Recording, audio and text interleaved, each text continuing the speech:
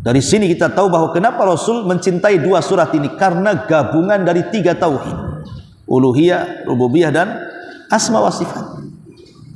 Itulah yang menjadikan Rasul suka dengan surah Al-Kafirun. Lah ada sebuah hadis keutamaan dalam surah Al-Kafirun itu. Nabi SAW mengatakan, "Idza awaita ila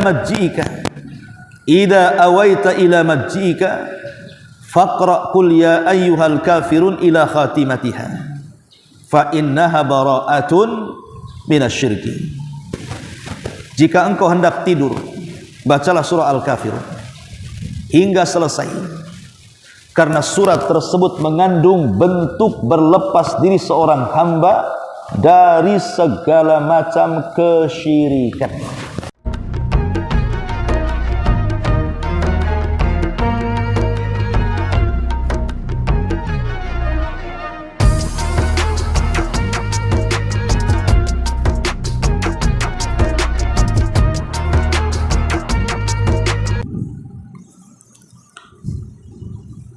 Ya, kita mulai.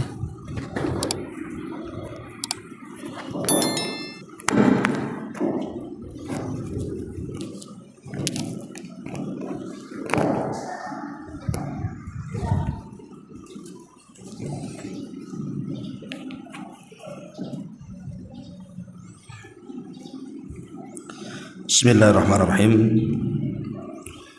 Assalamualaikum warahmatullahi wabarakatuh.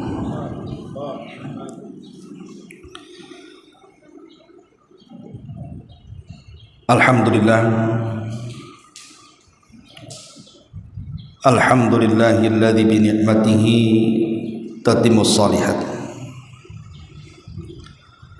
Asyhadu an la ilaha illallah wahdahu rabbi la syarika lah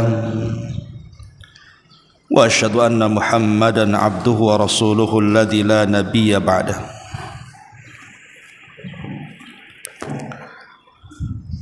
Wa qala Allahu 'azza wa jalla, ya ayyuhalladzina amanu taqullaha haqqa tuqatih wa la tamutunna illa wa antum muslimun, amma ba'du.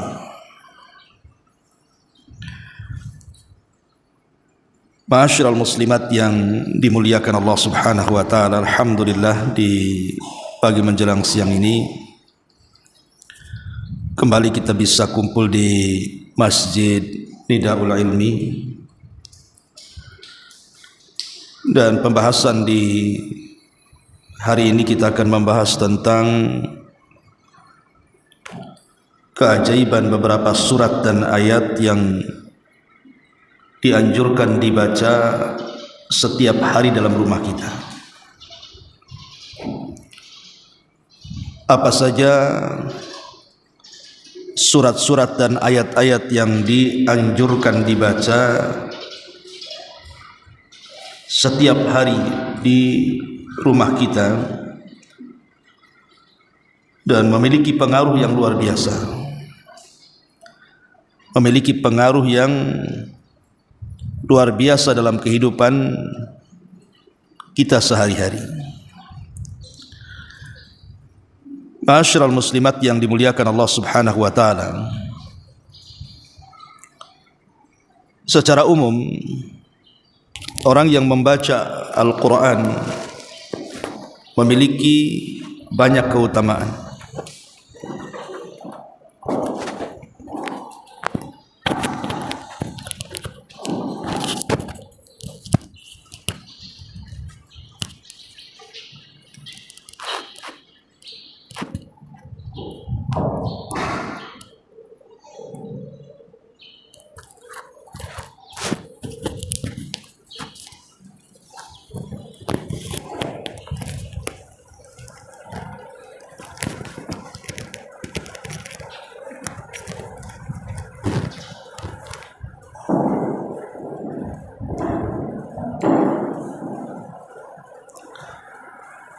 Saya ulangi bahwa membaca Al-Quran secara umum itu memiliki banyak keistimewaan dan keutamaan. Karena setiap huruf yang kita baca itu mendapatkan 10 kebaikan.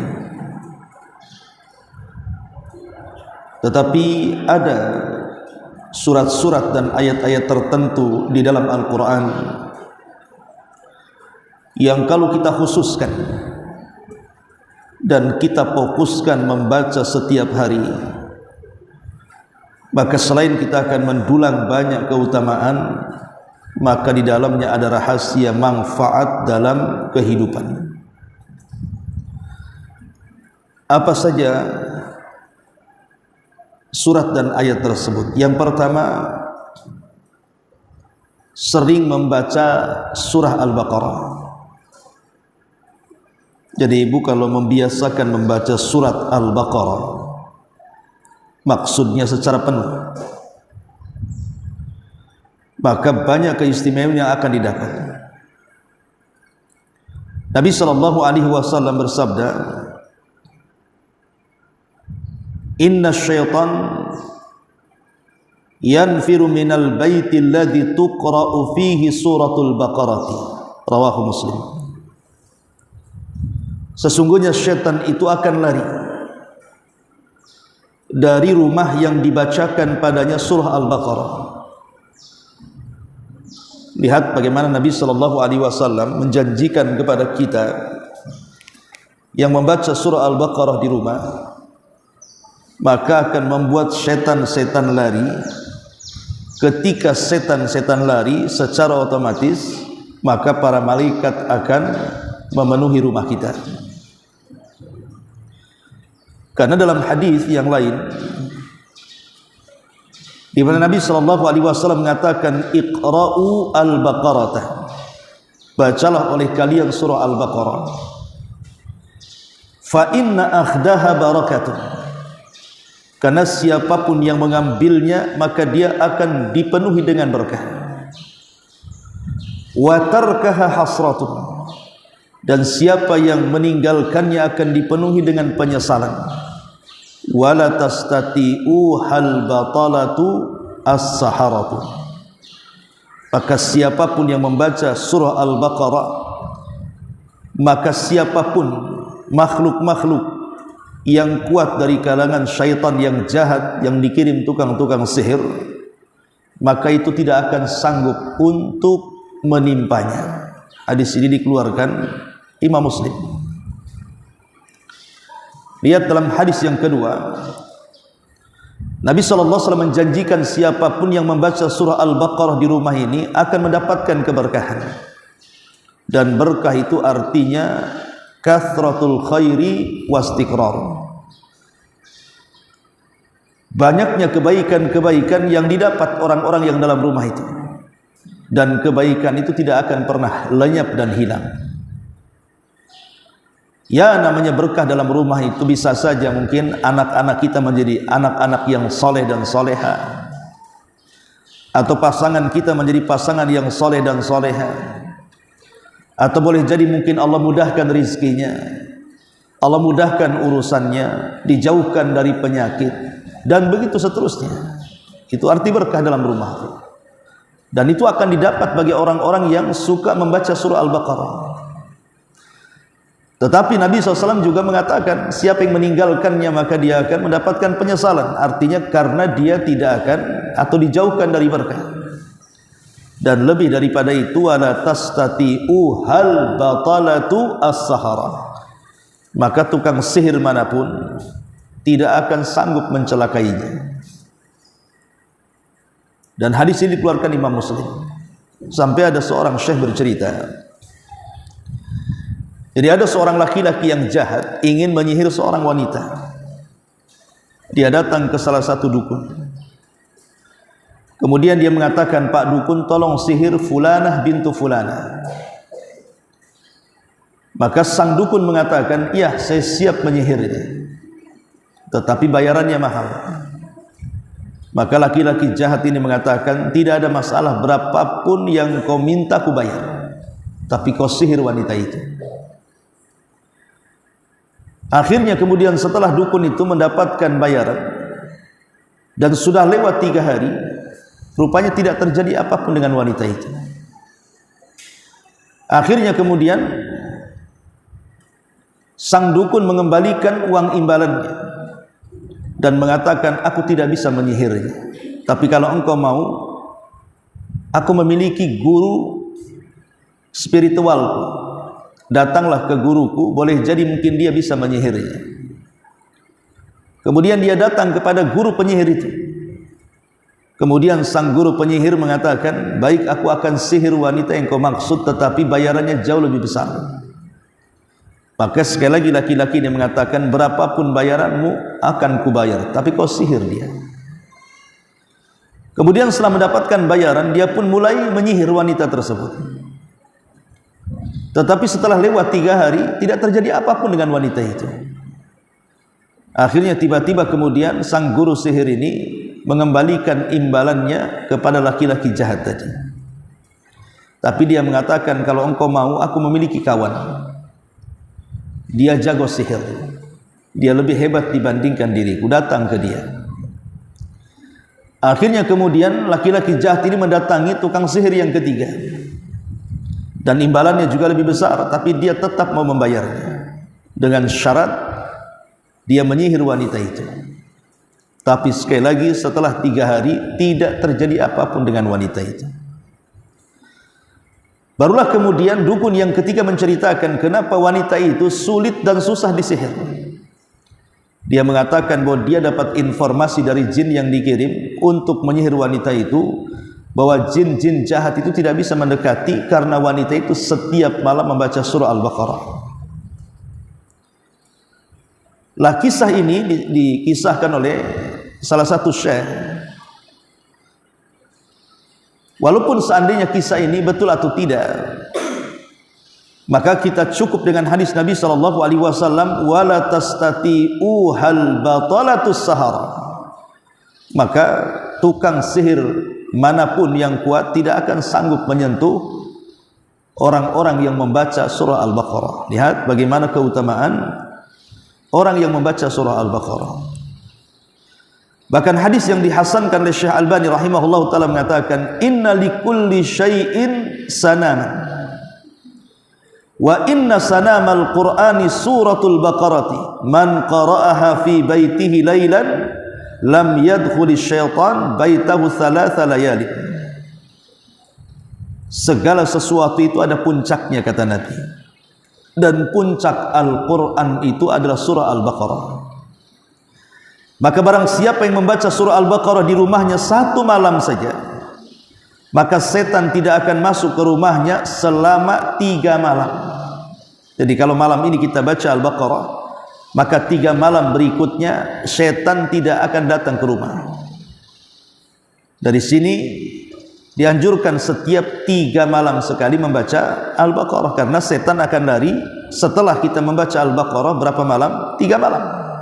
Setelah 3 malam mafhumnya setan akan datang, kan itu. Maka rajin-rajinlah membaca surah Al-Baqarah, karena pengaruhnya dapat menjauhkan kita dari gangguan-gangguan setan, mendatangkan berkah dan juga kebaikan dalam hidup. Ini yang pertama. Yang kedua,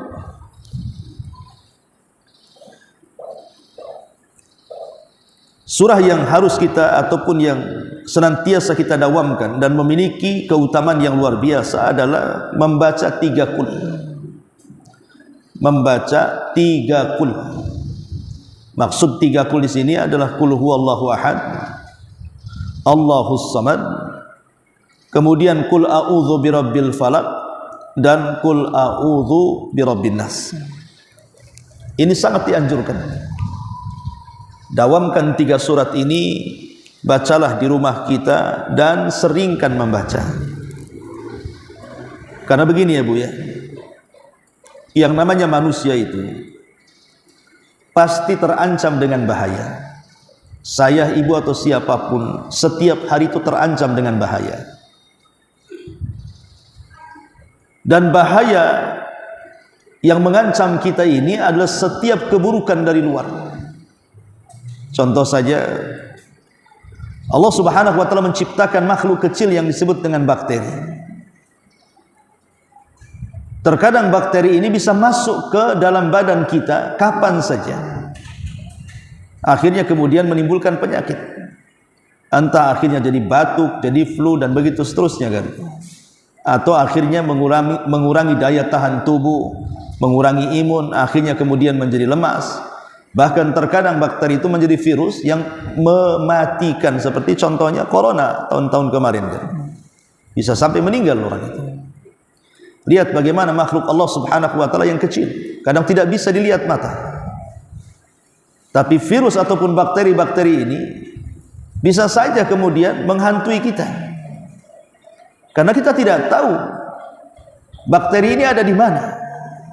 Dan itu salah satu makhluk dari makhluk-makhluk Allah dan salah satu dari tentara-tentara Allah Subhanahu wa taala. Itu makhluk yang tidak bisa kita nampak gitu ya. Belum lagi kemudian makhluk-makhluk yang nampak di hadapan kita. Seperti orang-orang jahat atau binatang-binatang yang berbisa, binatang-binatang buas dan yang semacamnya. Atau mungkin serangan-serangan orang-orang yang hasad kepada kita, orang-orang yang dengki dengan kita. Ataupun tukang-tukang sihir yang bisa saja kemudian dikirim orang untuk menyihir kita. Jadi keburukan itu senantiasa mengancam setiap hari kepada kita, baik siang ataupun malam, terutama di malam hari. Keburukan di malam hari itu luar biasa. Karena kemaksiatan pun yang dilakukan anak Adam itu paling banyak dilakukan di malam hari. Dan kejahatan juga banyak dilakukan di malam hari. Bahkan bahaya yang akan menimpa kita juga banyak dilakukan di malam hari. Begitu juga siang hari. Seperti kecelakaan-kecelakaan itu kan terjadi di siang hari, dan itu mengancam kita karena kita ini terkadang tidak bisa hidup di satu tempat dan menetap terus di situ. Pasti kita akan keluar ke jalan raya, apalagi di zaman sekarang yang namanya kecelakaan itu tidak bisa diprediksi. Kadang kita sudah hati-hati berusaha tidak menabrak, kita pula ditabrak. Kadang kita sudah sehati-hatinya kita ini mengecek kendaraan, tapi qadarullah kemudian jatuh pula di tengah jalan. Nah, banyak peristiwa-peristiwa di siang hari, banyak sekali. Artinya setiap kita ini dihadapkan dengan bahaya-bahaya, baik di siang atau di malam hari. Lah Nabi SAW menganjurkan kepada kita membaca 3 kul ini supaya kita terhindar dari mara bahaya. Karena kita lihat bahwa surah Al-Ikhlas atau Qul Huwallahu Ahad, Allahus Samad, di dalamnya inti dari kandungan tauhid, seolah-olah kita meminta dan bergantung kepada Allah semata. Allahus Samad, dialah zat yang semua makhluk bergantung kepada dia. Bergantung kepada apa? Ketika kita meminta kepada Allah Subhanahu wa taala, bergantung kepada keburukan yang tertera dalam 2 surat Muawwidzatain itu. Pertama Qul a'udzu birabbil falaq, dan yang kedua Qul a'udzu birabbin nas. Kita menggantungkan diri kepada Allah Subhanahu wa taala bahwa hanya Allah lah yang bisa menghilangkan keburukan-keburukan itu. Adapun dalam suratul Falaq, Allah Subhanahu wa taala berfirman, "Qul a'udzu birabbil falaq min syarri ma khalaq." Kita berlindung dari keburukan yang Allah ciptakan. Ya, saya contohkan tadi seperti bakteri lah. Itu kan terkadang menjadi sebuah keburukan. Ketika menghinggapi badan kita, terkadang menimbulkan banyak penyakit, bahkan bisa mengancam kematian. Ini satu makhluk kecil kan itu. Min syarri ma khalaq. Wa min syarri ghasiqin idza waqab. Dan dari keburukan malam hari apabila menutup. Yang namanya malam hari kan tidak tahu mungkin rumah kita kena rampok, rumah kita kena maling, kena copet dan yang semacamnya. Atau kita berjalan di malam hari tiba-tiba dirampok orang, ya, dijamret orang, kan kita tidak tahu. Namanya malam hari itu kejahatan apapun bisa terjadi. Atau tukang sihir yang mengirim sihir, atau orang yang hasad yang sedang mengirim preman dan begitu seterusnya kan begitu. Atau min syarri nafatsati fil uqad, dari buhul-buhul yang dikirim tukang-tukang sihir kepada kita, atau dari setan-setan yang mereka hendak menggoda kita ataupun dari orang yang hasad apabila hasad kepada kita. Ini kan musuh-musuh berat kita dalam keseharian, dan ini sangat membahayakan. Belum lagi musuh dari dalam, ya. Musuh dari dalam itu maksudnya hawa nafsu yang Allah katakan dalam Qul a'udzu birabbin nas. Kita berlindung dari was-was yang ditimbulkan hawa nafsu, dan itu musuh paling berat. Karena hawa nafsu inilah yang menjadikan kita jahat. Hawa nafsu inilah yang menjadikan kita ini berbuat kerusakan. Hawa nafsu ini menjadikan kita menjadi hancur berantakan, dan begitu seterusnya. Lah, seolah-olah ketika kita disuruh untuk membaca 3 qul ini, kita meminta kepada Allah, berlindung kepada Allah, menggantungkan diri kepada Allah dari keburukan-keburukan baik yang datang dari luar ataupun yang datang dari dalam. Makanya lihat keajaiban 3 qul ini. Qul huwallahu ahad, kemudian qul a'udzu birabbil falaq, dan qul a'udzu birabbin nas. Adapun keutamaannya sendiri disebutkan dalam hadis yang dikeluarkan Imam Nasa'i dari Abdullah ibn Hubayb radhiyallahu anhu. Nabi sallallahu alaihi wasallam bersabda, "Qul," katakan wahai Abdullah. Qultu, maka kata Abdullah ibn Hubayb, apa yang harus aku ma aqulu ya Rasul, apa yang harus aku katakan ya Rasulullah? Qala, maka Nabi SAW mengatakan, qul huwallahu ahad wal muawwidhataini, dan surah qul a'udzu birabbin nas dan qul a'udzu birabbil falaq. Kata Rasul, wahai Abdullah, katakan qul huwallahu ahad dan muawwidhataini, qul a'udzu birabbil falaq dan qul a'udzu birabbin nas. Kapan dibaca? Hina tumsiya wa hina tusbiha, ketika engkau berada di petang dan ketika engkau berada di pagi hari, di petang hari dan di pagi hari. Berapa kali? Thalatha marratin, 3 kali. Apa yang terjadi? Takfika min kulli syai', maka itu akan mencukupkan kamu dari segala sesuatu. Kalimat takfika min kulli syai'in, akan mencukupkan dirimu dari segala sesuatu, maknanya akan mencukupkan kamu dari seluruh bahaya yang akan menimpamu. Jadi 3 surat ini mencukupkan kita untuk membentengi kita dari semua bahaya. Bahaya makhluk yang jahat yang Allah ciptakan, bahaya malam yang apabila telah menutup, bahaya sihir yang apabila sedang menyihir, dan bahaya orang hasad ketika dia hasad, ataupun bahaya was-was yang ditimbulkan dalam badan kita. Maka dengan membaca 3 qul ini, kata Rasul, itu mencukupkan kita berlindung dari itu semuanya. Subhanallah, ya, luar biasa. Jadi bacalah di pagi dan petang hari, jadikan zikir pagi dan petang.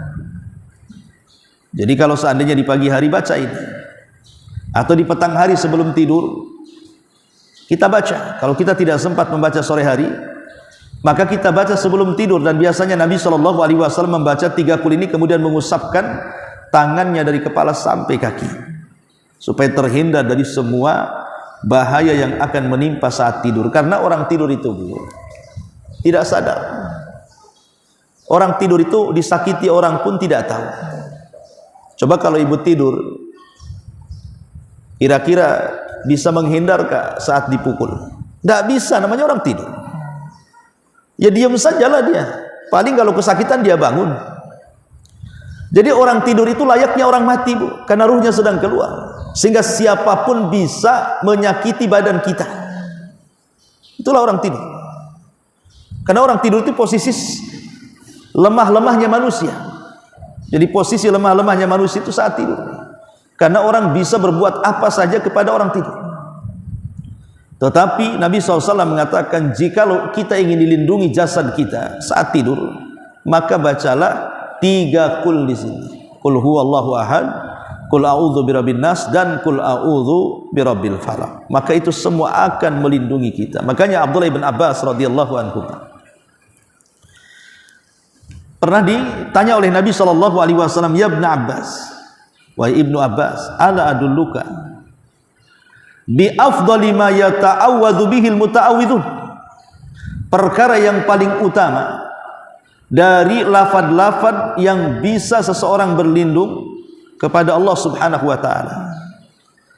Maka Nabi SAW maka Abdullah bin Abbas mengatakan, ya tentu wahai Rasul. Bala ya Rasulullah. Maka Rasul mengatakan, qul a'udzu birabbil falaq wa qul a'udzu birabbin nas. Katakan qul a'udzu birabbil falaq dan qul a'udzu birabbin nas. Inilah seafdal lafaz kita meminta perlindungan dari seluruh bahaya yang akan menimpa. Bahkan setelah turunnya Muawwidhataini, Rasul meninggalkan semua lafaz perlindungan dan beralih kepada 2 surat yang pendek ini. Subhanallah. Ya. Inilah rahasia Quran. Lihat Quran itu, Bu, diawali dengan surat yang paling agung, surah Al-Fatihah. Dan diakhiri dengan surat yang paling agung juga yang banyak manfaatnya kan. Qul a'udzu birabbil falaq dan qul a'udzu birabbin nas. Itulah awal dan akhir Quran tuh. Ibu ambil mushaf lihat. Awal Quran surah Al-Fatihah. Akhir Quran Muawwidhataini, qul a'udzu birabbil falaq dan An-Nas. Seolah-olah Allah Subhanahu wa taala ingin memulai Quran dengan surat yang paling agung, begitu juga ingin mengakhiri Quran dengan surat yang paling bermanfaat bagi manusia. Dan ini salah satu bentuk rahmat Allah kepada kita, Bu. Di mana keutamaan-keutamaan yang banyak yang akan kita peroleh itu Allah tidak selipkan di surat-surat panjang. Coba kalau seandainya keutamaan-keutamaan seperti ini ada pada surah At-Taubah, ada pada surah Al-A'raf, ada pada surah Al-Maidah, kira-kira ibu mau baca nggak setiap harinya? Mana bisa, itu surah panjang, itu berjuz-juz itu. Tapi dengan diberikan surat-surat pendek namun keistimewaan luar biasa, kita bisa mengamalkannya. Karena tidak perlu waktu lama, 5 menit duduk saja 3 kul sudah kita baca tuh. Tapi kalau Allah letakkan di surah Al-Imran umpamanya, tidak cukup 5 menit, Bu. Bisa setengah jam ibu baca itu. Bosan juga akhirnya kan. Lama-lama ditinggalkan pula amalan ini. Makanya di sini di antara rahmat dan karunia Allah Subhanahu wa taala memberikan dalam surah-surah pendek, bahkan terpendek dalam Al-Qur'an ini, keagungan yang luar biasa, perlindungan dari segala sesuatu yang membahayakan kita. Ini yang kedua, Bu ya. Ini surat-surat yang luar biasa. Bacalah surah 3 Qul huwallah yang merupakan sepertiga dari Al-Qur'an, dan Muawwidhataini yang merupakan 2 surat perlindungan. Ini yang kedua. Yang ketiga, surat yang dianjurkan dibaca dalam keseharian kita adalah surah Al-Kafirun. Surah Al-Kafirun. Surah Al-Kafirun ini, Bu, biasa digandengkan oleh Nabi SAW dengan surah Al-Ikhlas di banyak ibadah.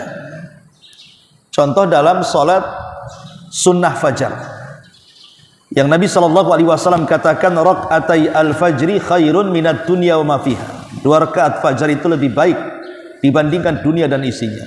Lah Rasul kalau melaksanakan 2 rakaat fajar, biasanya Rasul membaca rakaat pertama itu Al-Kafirun, dan rakaat yang kedua Qul huwallahu ahad. Begitu juga dalam salat sunnah tawaf. Salat sunnah tawaf, habis tawaf kemudian kita menyingkir ke makam Ibrahim, kemudian kita salat sunnah 2 rakaat di belakang makam Ibrahim. Maka Nabi SAW selalu membaca dalam sunnah tawaf itu surah, dalam rakaat pertama Al-Kafirun, rakaat kedua Qul huwallahu ahad. Kenapa? Nabi sangat mencintai 2 surat ini sehingga sering dibaca. Bahkan dalam sunnah nawafil qabla al-maghrib, sebelum maghrib terkadang membaca surat ini. Karena 2 surat ini disebut oleh para ulama sebagai suratul ikhlas. Dua-duanya disebut surah al-ikhlas.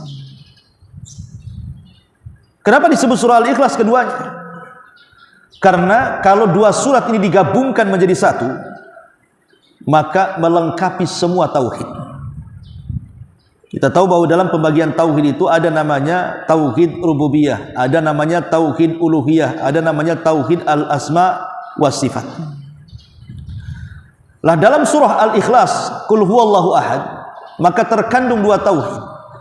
Pertama tauhid rububiyah, yang kedua tauhid al-asma wa sifat. Tapi dalam surah Al-Kafirun, surah Al-Ikhlas yang kedua, maka terkandung tauhid al-uluhiyah. Makanya kalau digabung lengkaplah tauhid itu.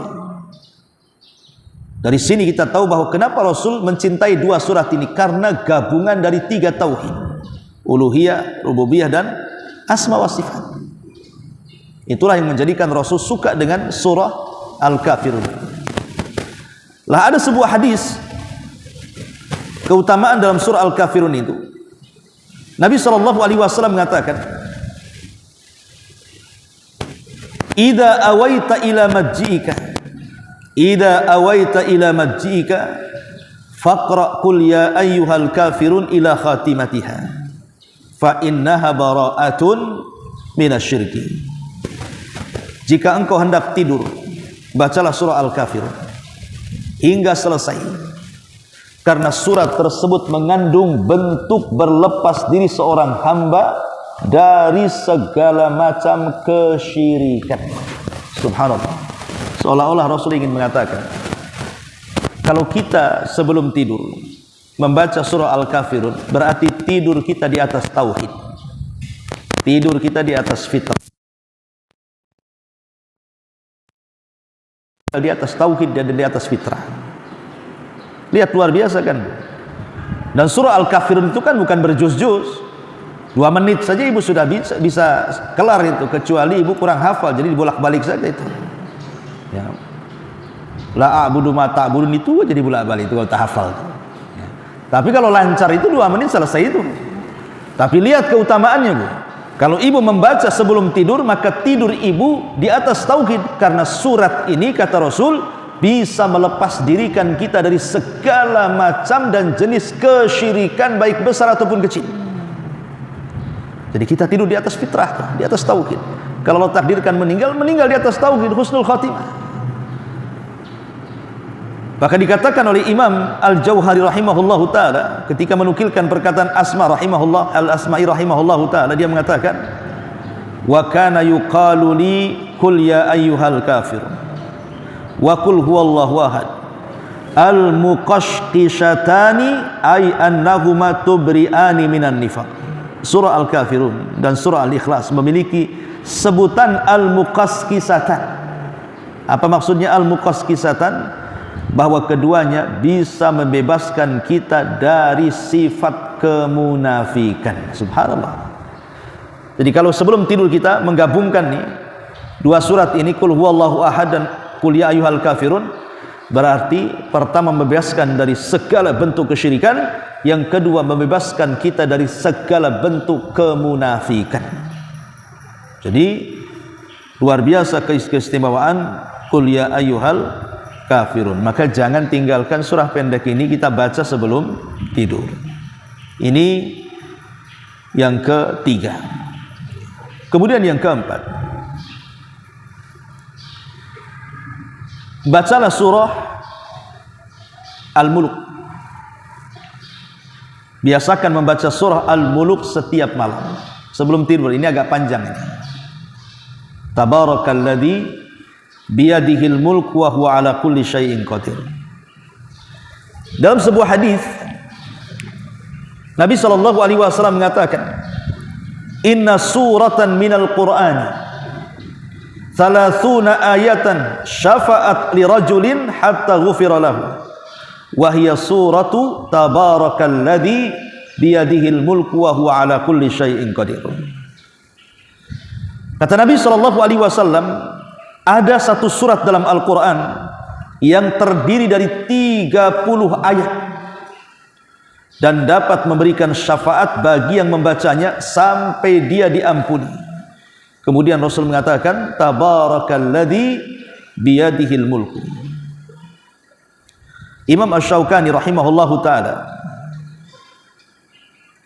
beliau memberikan catatan, bukan hanya sekedar menjadi syafaat sampai diampuni dosa-dosanya, tetapi suratul mulku adalah suratul mani'atu hiyal munjiyatu tunjihi min adzabil qabri. Dia adalah surat yang bisa mencegah dari azab kubur. Jadi surah Al-Mulk ini kalau kita biasa baca, bahkan kita memahami makna-makna dan tafsirnya, maka ini bisa mencegah kita dari azab kubur. Sebagaimana Nabi SAW mengatakan, hiyal mani'atu hiyal munjiatu tunjihi min azabil qabri. Kata Rasul, dia adalah penghalang, dia adalah penyelamat, dan dia akan menyelamatkan dari siksa kubur. Makanya surah Tabarak sendiri para ulama mengatakan suratul mani'ah, surah yang mendindingi kita dari azab kubur. Kapan dibaca?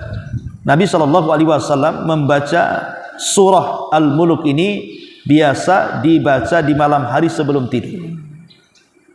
Sebagaimana dikatakan oleh Syekh bin Baz rahimahullahu taala, fal afdalu an yaqra al insanu suratal mulki qabla naumi kulla lailatin li fi'lihi alaihi salam walau qara'aha fi salatil isya aw fi salatil laili qabla naumi aw qabla dhalik fa innahu yujzi'uhu dhalik li umumil haditsil awwal al warid fi syafa'ati suratil mulki liman qara'aha. Jadi kata Syekh bin Baz rahimahullahu taala, yang paling afdal hendaklah manusia membaca surah Al-Mulk itu sebelum tidur setiap malam.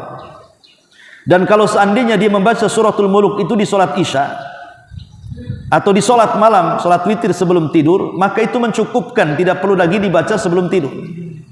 Karena umumnya hadis tentang keutamaan syafaat orang yang membaca suratul Mulk pada setiap malam. Jadi ini juga surat yang keempat Bu ya, yang biasa dibaca Nabi SAW dan memiliki keutamaan luar biasa. Bisa menjadi syafaat, bisa menjadi pengampun, bisa menjadi penghalang kita dari azab kubur dan fitnah kubur. Subhanallah. Surah Al-Mulk. Tabarakalladzi biyadihil mulku. Ma'asyiral muslimat yang dimuliakan Allah Subhanahu wa taala. Kemudian juga surat yang dianjurkan dibaca adalah surah Al-Kahfi, tetapi bukan setiap malam. Dibaca di hari Jumat, baik siangnya ataupun malam Jumat.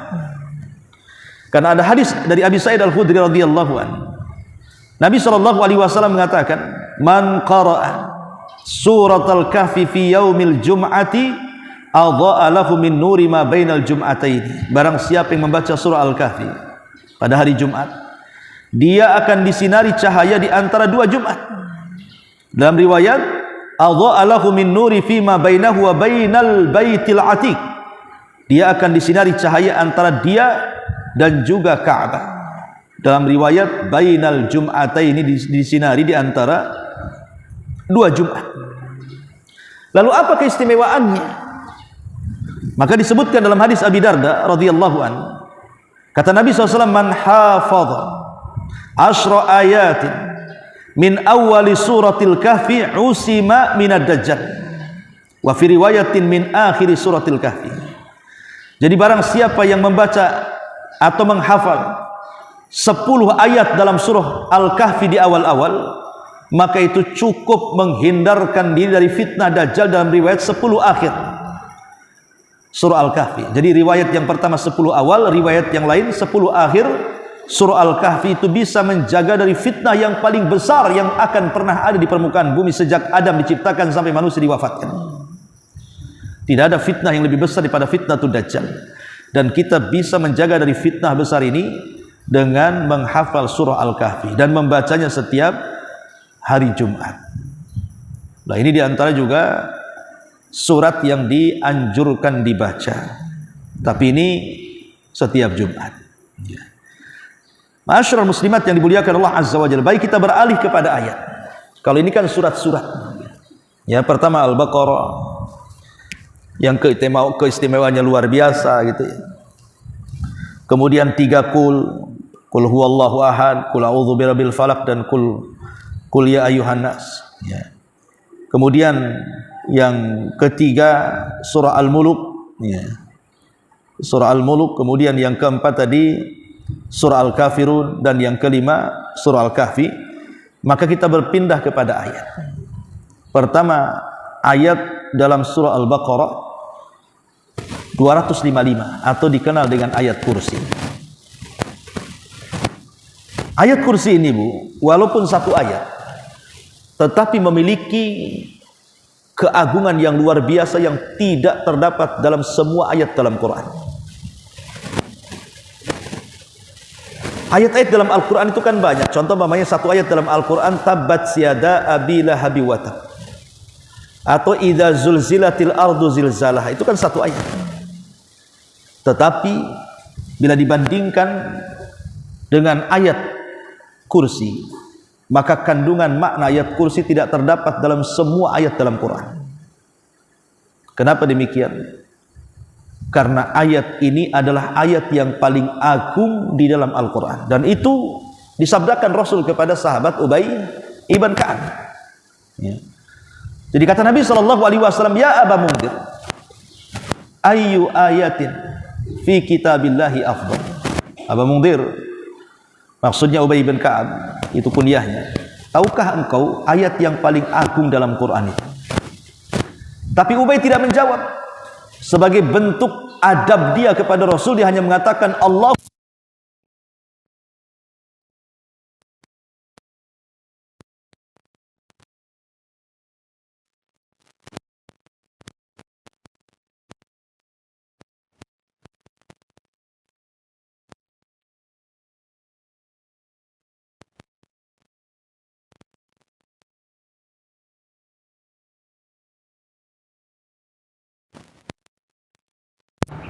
Selamat wahai Aba Mundhir atas kecerdasan, engkau bisa menjawab.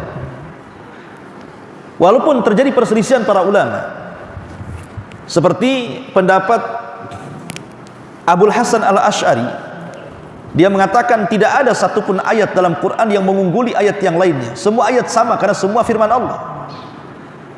Tapi pendapat jumhur mayoritas para ulama mengatakan ada, bahwa ayat-ayat dalam Quran itu bertingkat-tingkat.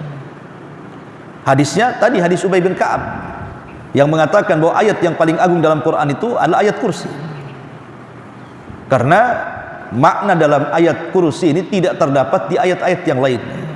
Bayangkan Allah memulakan dalam ayat ini dengan nama Allah, di mana seluruh nama-nama Allah bersumber kepada nama itu. Allahu la ilaha illahu huwal hayyul qayyum.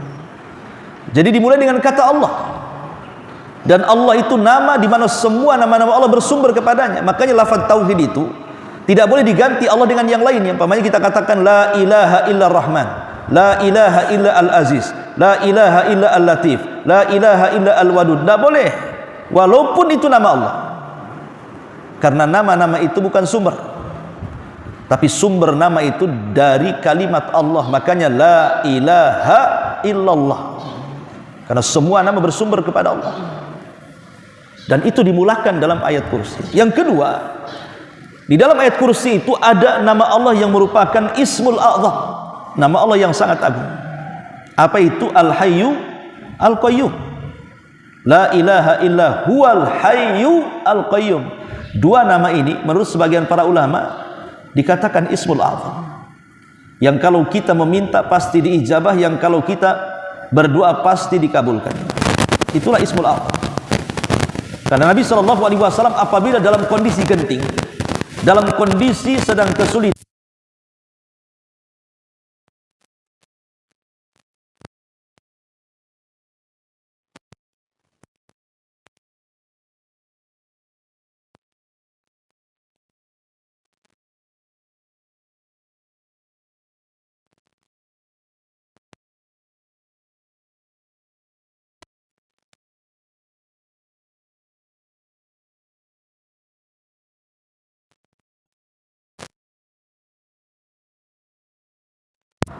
kalau kursinya saja wasiat as-samawati wal ard, wasiat kursiyuhus samawati wal ard, bisa meliputi langit dan bumi, dan kursi Allah itu artinya pijakan kakinya Allah, bisa meliputi langit dan bumi. Macam mana zat yang menciptakannya?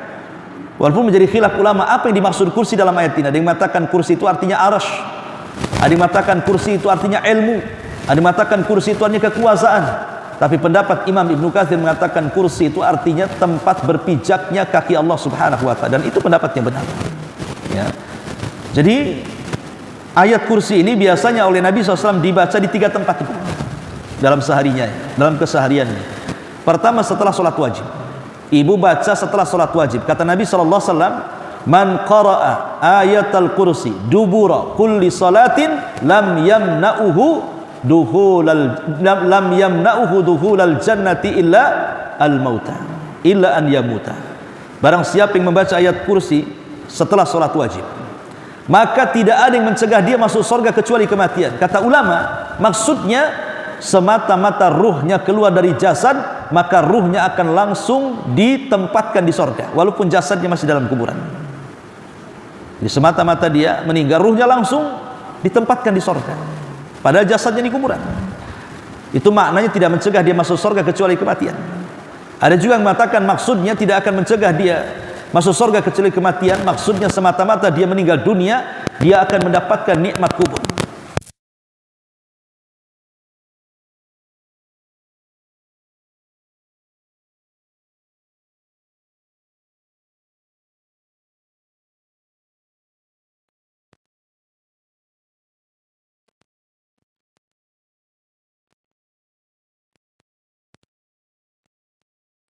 Akan mendekati kamu, maka Rasul mengatakan, ya Abu Hurairah, tahukah engkau pencuri yang kau tangkap yang kau lepas itu? Kata Abu Hurairah, tidak tahu. Kata Rasul, itu adalah setan. Tapi Rasul dia mengajarkan begini-begini, ya sadaqaka wa huwa kadzub. Ya, dalam hal ini dia benar, tapi dia itu pendusta. Dari sini kata Nabi SAW, kata para ulama ketika memahami hadis ini, berarti ayat kursi dibaca sebelum tidur, dan faedahnya dua, kita akan dijaga selama tidur kita, dan yang kedua tidak akan didekati setan sampai pagi hari, dan yang ketiga bacalah di pagi dan petang. Jadikan zikir pagi dan petang berdasarkan hadis Ubay ibn Ka'ab radhiyallahu anhu. Ini yang pertama, ayat kursi. Yang kedua, dua ayat di akhir surah Al-Baqarah. Dua ayat di akhir surah Al-Baqarah.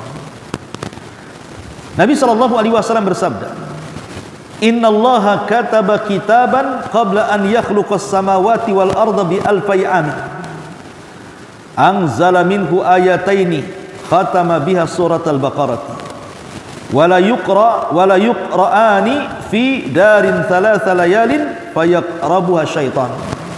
Sesungguhnya Allah telah mencatat dalam catatannya sebelum menciptakan langit dan bumi 2000 tahun, di mana Allah telah turunkan dua ayat yang mengakhiri surah Al-Baqarah. Tidaklah kedua ayat itu dibaca di rumah seseorang selama 3 hari berturut-turut, maka dia tidak mungkin disentuh setan. Jadi kalau ibu baca dua ayat akhir Al-Baqarah, maka ibu tidak akan disentuh setan kalau dibaca 3 hari berturut-turut, ya. Dan dalam hadis yang lain Rasul mengatakan, ayatani min akhiri suratil Baqarati man qara'aha fi lailatin kafatahu. Dua ayat akhir surah Al-Baqarah, siapa yang membacanya dalam satu malam, maka mencukupkan dia dari bahaya sampai pagi hari. Tidak ada bahaya menyentuhnya.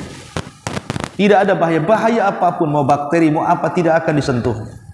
Bagi orang yang mendawamkan dua ayat di akhir surah Al-Baqarah.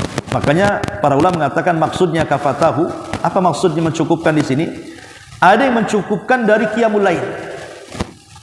Jadi dengan membaca dua ayat akhir surah Al-Baqarah tidak perlu salat malam lagi, sudah tercukupi. Ini makna yang pertama. Makna yang kedua, tercukupi dari perlindungan, maka dia akan dilindungi dari al-afat. Afat itu artinya segala hal yang bisa menghancurkan kita, penyakit, pencuri, perampok, sihir dan yang semacamnya. Ataupun yang ketiga maksudnya asyaitan, dilindungi dari setan sehingga tidur kita betul-betul di atas kesempurnaan. Kita tidak akan dimimpikan dengan mimpi-mimpi buruk dari setan, gitu ya. Dan kita akan didoakan para malaikat sehingga kita tertidur dalam kondisi fitrah. Inilah diantara dua ayat dalam surah Al-Baqarah. Pertama ayat kursi 255, ya.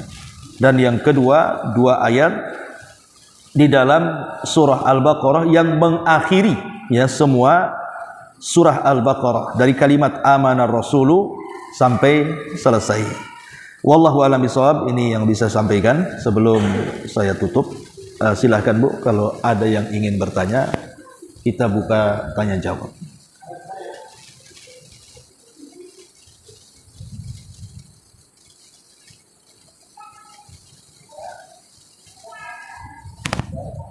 Alhamdulillah, tak ada yang bertanya, berarti tidak paham dulu, ya.